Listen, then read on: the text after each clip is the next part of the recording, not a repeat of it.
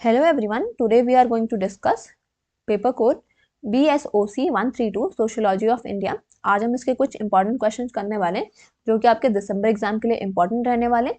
तो वीडियो को पूरा देखें।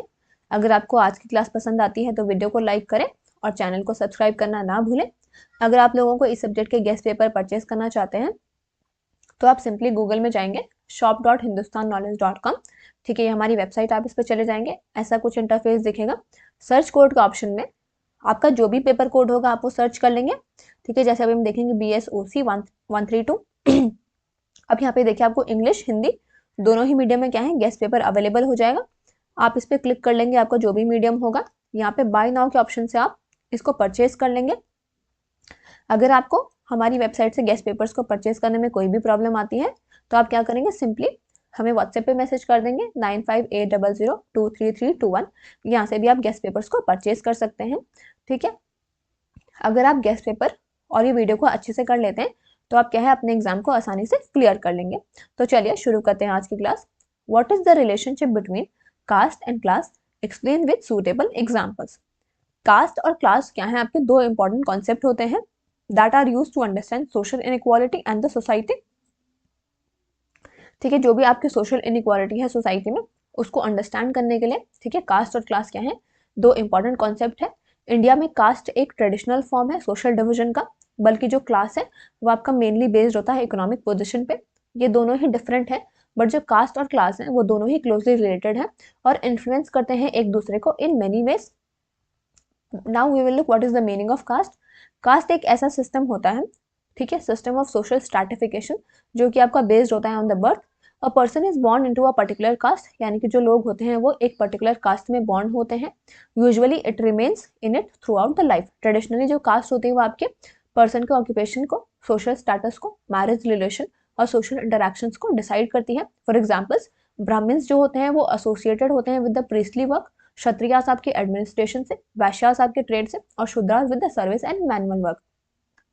मीनिंग ऑफ क्लास, क्लास आपका रेफर करता है to a group of people जो कि शेयर करते हैं similar economic position in the society. ये आपकी बेस्ड होती है on income, education, occupation and ownership of property. Unlike caste, class आपकी फिक्स नहीं होती है by birth. A person can move from a lower class to a higher class through education, better jobs और business. Example के मान लीजिए कोई poor farmer का चाइल्ड है तो वो एक गवर्नमेंट ऑफिसर बन सकता है and can join the middle और upper class. Relationship between the caste and class. So traditional Indian society में क्या है, कास्ट और क्लास जो है वो लार्जली ओवरलैप्ड है। अपर कास्ट यूजुअली लैंड को ओन करते हैं और वेल्थ को ओन करते हैं और वो अपर कास्ट को, क्लास को ही बिलोंग करते हैं। और जो लोअर कास्ट है वो पुअर होते हैं और वो लोअर क्लास ही फॉर्म करते हैं। तो कास्ट क्या है, आपकी क्लास पोजिशन को डिटरमाइन करती है। हाउएवर मॉडर्न सोसाइटी में हमें देखने को मिलता है जो रिलेशनशिप है बिटवीन द कास्ट और क्लास वो बहुत ही कॉम्प्लेक्स हो चुका है। इकोनॉमिक डेवलपमेंट, एजुकेशन, इंडस्ट्रियलाइजेशन और अर्बनाइजेशन ने क्या है, रिड्यूस कर दिया है the rigid link between the caste and occupation. बहुत सारे जो लोग लोअर कास्ट के हैं उन्होंने अपने क्लास पोजीशन को इम्प्रूव कर दिया है through education and government jobs. At the same time जो कुछ लोग हैं अपर कास्ट से वो बहुत ही इकोनॉमिकली पुअर है। Examples, a Dalit person working as an IAS officer belong to a lower caste but an upper or middle class due to high income or status. So on the other hand, a Brahmin agricultural laborer may belong to an upper caste but a lower economic class. यानी कि कोई दलित person अगर वो IAS officer की तरह काम कर रहे हैं तो वो बिलोंग करते हैं to a lower caste but to an upper और middle class due to the high income और स्टेटस। और दूसरी तरफ देखा जाए अगर कोई ब्राह्मण एग्रीकल्चरल लेबरर है तो वो अपर कास्ट से तो बिलोंग करता है बल्कि पर वो क्या है, एक लोअर इकोनॉमिक क्लास से बिलोंग करता है। तो ये एग्जाम्पल दिखाता है कि कैसे कास्ट और क्लास हमेशा मैच नहीं करती है in the modern India. In conclusion we can say that caste and class are different but interconnected forms of social inequality. यानी कि जो आपके कास्ट और क्लास है वो डिफरेंट है, ठीक है, पर इंटरकनेक्टेड फॉर्म्स है सोशल इनइक्वालिटी का। कास्ट जो है आपकी बेस पे, बर्थ पे बेस्ड होती है और सोशल स्टेटस पे बेस्ड होती है, बल्कि जो आपकी क्लास होती है वो बेस्ड होती है आपके इकोनॉमिक पोजिशन में। In earlier times caste strongly influence class, यानी कि जो आपकी कास्ट है वो आपकी क्लास को इन्फ्लुएंस करती थी, but today class mobility is possible. Still, caste continues to affect access to education, jobs and opportunities. Therefore, to understand Indian society properly, both caste and class must be studied together. ठीक है, तो यहाँ पे आपका पहला question complete हो गया है। अब हम नेक्स्ट क्वेश्चन की ओर चलेंगे।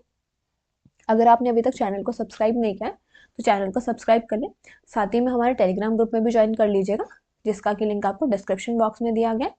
तो चलिए शुरू करते हैं दूसरा question. Examine critically the women's movement against dowry.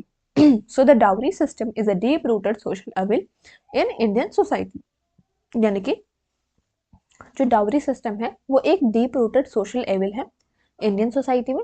ये इन्वॉल्व करता है the demand for money, goods और property from the bride's family at the time of marriage. So ये प्रैक्टिस है, इसकी वजह से इमेंस सफरिंग होती है to women, including harassment, domestic violence and even dowry deaths. So in response, जो women movements हैं against dowry emerged strongly, especially from the 1970s onward. तो ये movement है, इन्होंने play किया है important role in raising awareness and challenging this unjust tradition. However, they also faced several limitations. Nature and role of the women, यानी कि nature क्या है और role क्या है women का in the movements. So nature and role of the movements. So women movements against dowry were mainly led by women's organization, social activists, students and middle class women. जो आपके women's के movement हैं against dowry, ये mainly आपके women's organisation के द्वारा lead किए गए, सोशल एक्टिविस्ट, स्टूडेंट्स और मिडिल क्लास वुमेन के द्वारा लेड किए गए। ये जो मूवमेंट्स हो आपके, ये हाईलाइट करते हैं कि कैसे dowry was not just a custom, यानी कि जो डाउरी है वो सिर्फ एक कस्टम नहीं था बट एक फॉर्म था of economic exploitation and violence against the women. Protest marches, street demonstration, public meetings and poster campaigns को ऑर्गेनाइज किया गया था इन द सिटीज जैसे कि दिल्ली, मुंबई और बेंगलोर। ठीक है, one of the major contribution है इस मूवमेंट का, वो था bringing dowry related violence into the public sphere which was earlier considered a private family matter. So जो ये मूवमेंट्स है ये डिमांड करते हैं लीगल रिफॉर्म्स को। As a result of continuous pressure the dowry prohibition act was strengthen, जो dowry prohibition act है उसको स्ट्रेंथन किया गया और laws related to cruelty against women, ठीक है, वर introduce. So media coverage of dowry deaths increase, यानी कि जो मीडिया कवरेज थी डाउरी डेथ्स की वो इंक्रीज हो गई, जिसकी वजह से हेल्प हुई to change the public opinion to some extent. Achievements of the movements. So the greatest achievement of the anti dowry movement was awareness generation. ठीक है, जो ग्रेटेस्ट अचीवमेंट हमें देखने को मिलता है एंटी डाउरी मूवमेंट का वो था अवेयरनेस जनरेशन का। बहुत सारे जो वुमेन थे they became conscious of their right and started questioning dowry demands. So जो ये मूवमेंट है इसने हेल्प किया to link the dowry with patriarchy, gender inequality and women's low status in the society.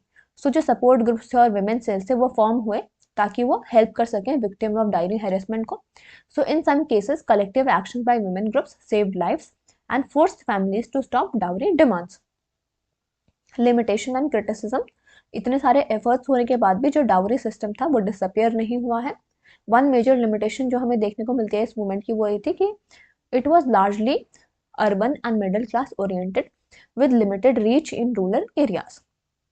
बहुत सारे केसेस में क्या है, लॉज को बहुत ही पुअरली इंप्लीमेंट किया गया है due to corruption, social pressure and fear of breaking family ties. Critics ये आर्ग्यू करते हैं कि जो लीगल प्रोविजंस हैं वो भी कभी कभी मिसयूज होते हैं, जिसकी वजह से बैकलैश हुई है against the women's movement. Moreover जो मूवमेंट है ये ऑफन फोकस करता है आपके more on the legal solutions and less on changing deeper social attitudes, जैसे कि son preference, consumerism and marriage as a status symbol.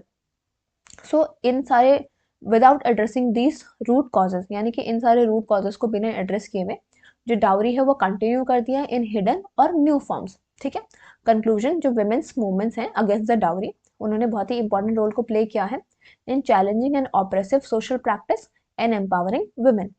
सो इन्होंने क्या है, इन्होंने इंपॉर्टेंट लीगल और सोशल चेंजेस को अचीव किया है। जो इनका इम्पैक्ट है वो बहुत ही लिमिटेड है due to weak implementation and deep rooted social norms.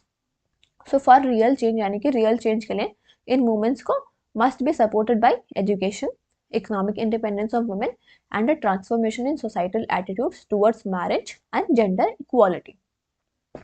Now we will move to the next question. Explain the nature of diversity in India. So India क्या है आपका, एक ऐसा लैंड है जो कि बहुत ही ग्रेट डाइवर्सिटी का है। ये one of the most diverse countries है वर्ल्ड के, इन टर्म्स ऑफ कल्चर हो, लैंग्वेज हो, रिलीजन हो, कास्ट हो, रीजन हो, फूड हैबिट्स हो या फिर ट्रेडिशंस हो। ठीक है, ये डाइवर्सिटी क्या है, ये रिजल्ट है एक लॉन्ग हिस्ट्री का, डिफरेंट जोग्राफिकल कंडीशंस का and the interaction of various communities over time. So जो नेचर है डाइवर्सिटी का इंडिया में वो कॉम्प्लेक्स भी है और रिच भी है, yet it exist with in a strong sense of unity. पहले हम देखेंगे रिलीजियस डाइवर्सिटी। सो इंडिया क्या है, बर्थ प्लेस है बहुत सारे मेजर रिलीजन्स का, जैसे कि हिंदुइज्म हो गया, बुद्धिज्म हो गया, जैनिज्म हो गया, सिखिज्म हो गया। इसमें हमें फॉलोअर्स भी मिलते हैं इस्लाम के, क्रिश्चियनिटी के, जुदाइज्म के, ज़ोरास्ट्रियनिज्म के। So people belonging to different religions live together, यानी कि जो लोग अलग अलग रिलीजन्स को बिलोंग करते हैं वो एक साथ रहते हैं और अपने खुद के फेस्टिवल्स को सेलिब्रेट करते हैं, जैसे कि दिवाली, ईद, क्रिसमस, गुरु नानक जयंती, बुद्ध पूर्णिमा। ये रिलीजियस डाइवर्सिटी क्या है, इसने शेप किया है इंडियन सोसाइटी को बहुत सारे वे में। लिंग्विस्टिक डाइवर्सिटी, इंडिया का है आपका एक लार्ज नंबर, इंडिया के पास एक लार्ज नंबर है लैंग्वेजेस का और डायलेक्ट्स का। कॉन्स्टिट्यूशन ऑफ इंडिया ने 22 ऑफिशियल लैंग्वेजेस को रिकॉग्नाइज किया है, including Hindi, Bengali, Tamil, Telugu, Marathi and Assamese. So इन सारी लैंग्वेजेस के अलावा हंड्रेड्स ऑफ रीजनल और ट्राइबल लैंग्वेजेस स्पोक की जाती हैं in the country. So this linguistic diversity reflect India's regional and cultural differences. Cultural diversity, जो आपका इंडियन कल्चर है वो यूनिफॉर्म नहीं है, हर रीजन में उसका खुद के कस्टम्स हैं, ड्रेस है, म्यूजिक है, डांस है, फॉर्म्स, आर्ट्स, फूड हैबिट्स, यानी कि अपने हर रीजन के अपने अपने कस्टम्स हैं, अपने अपने ड्रेस हैं, अपने म्यूजिक हैं, अपने डांस फॉर्म्स हैं, अपने आर्ट्स हैं, अपने फूड हैबिट्स हैं। एग्जाम्पल के लिए भरतनाट्यम पॉपुलर है तमिलनाडु में, कथक नॉर्थ इंडिया में और बिहू आसाम में। सिमिलरली फूड हैबिट्स भी वेरी करती हैं from wheat based diets in the north to rice based diets in the south and the east, यानी कि जो आपके व्हीट, जो मतलब गेहूं वाला होता है वो ज़्यादा नॉर्थ में मिलता है और राइस बेस्ड जो डाइट्स होती हैं वो आपको ज़्यादा साउथ और ईस्ट में मिलती है। सो ये जो कल्चरल डिफरेंसेस हैं ये इंडियन लाइफ को कलरफुल और डायनेमिक बनाते हैं। कास्ट एंड सोशल डाइवर्सिटी, जो आपकी इंडियन सोसाइटी है ये डिवाइडेड है बहुत सारे वेरियस कास्ट और सोशल ग्रुप्स में। ऑल्दो जो कास्ट सिस्टम है उसने इनइक्वालिटी को क्रिएट किया है पास्ट में, जो मॉडर्न इंडिया है वर्क कर रहा है towards equality through constitutional rights, reservations and social norms. जो आपके शेड्यूल्ड कास्ट हैं, शेड्यूल्ड ट्राइब्स हैं और अदर बैकवर्ड क्लासेस हैं, they form an important part of India social diversity. Regional and geographic diversity, India क्या है, इंडिया के पास बहुत ही वेरिड जोग्राफिकल फीचर्स हैं, जैसे कि माउंटेन्स हो गया, प्लेन्स हो गए, डेजर्ट्स हो गए, प्लेट्यूज हो गए, कोस्टल एरियाज हो गए। सो लोग क्या है अलग अलग रीजन्स में रहते हैं और अलग अलग लाइफस्टाइल को फॉलो करते हैं according to the environment. Example के लिए ट्राइबल कम्युनिटीज आपकी फॉरेस्ट में रहती है, ठीक है, और जो अर्बन लोग हैं वो अर्बन सिटीज में रहते हैं, ठीक है। In conclusion we can say that जो नेचर ऑफ डाइवर्सिटी है इंडिया का, it lies in the coexistence of many differences within one nation. इतनी सारी वास्ट डाइवर्सिटी के होने के बावजूद भी जो इंडिया है it maintains unity through shared value, history and the constitution. Thus, India is best described as a country of unity in diversity. Now we will move to the next question. Discuss the impact of British rule on the class foundation in India. So, India आपका land है एक great diversity का, ये one of the most diverse country है in the world in terms of culture, language, religion and caste, ठीक है।